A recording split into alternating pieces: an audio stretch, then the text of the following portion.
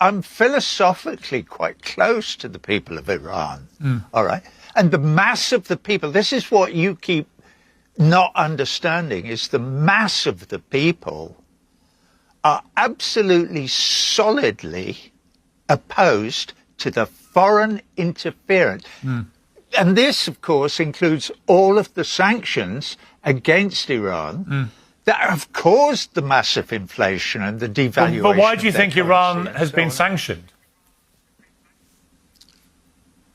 Because it's the last country on the list that Paul Wolfowitz told Wesley Clark about back whenever it was in the Pentagon, of the countries that the United States want to destroy so that they can take over the world.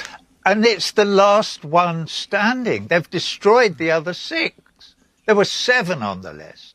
Yeah, Somalia, in fact, the reason Iran's been sanctioned. Yeah, but hang on, Roger. The reason Iran's been sanctioned is because it is unarguable that it has been a major sponsor of terror organisations all through the Middle East, from the Houthis, to Hezbollah, to Hamas. Well, it's true. It's not a Palestine action. It's nonsense. Anyway, one man's terrorism is another man's freedom. Well, let me ask you that. So do you think let me ask you first then, because it's important to what I just said.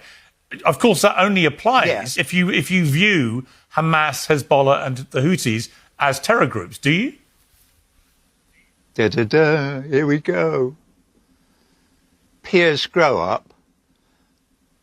This is an absurd conversation.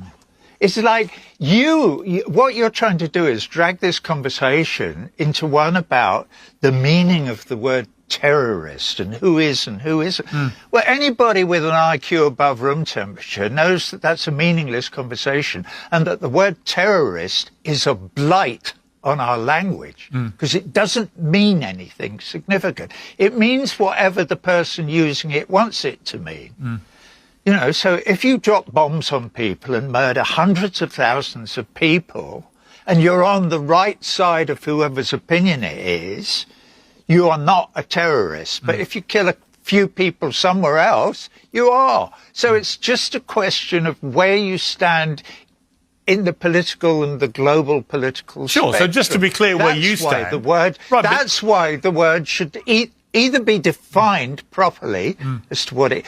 For instance, I believe terrorists mean to try to accomplish political ends by acts of violence that involve murder.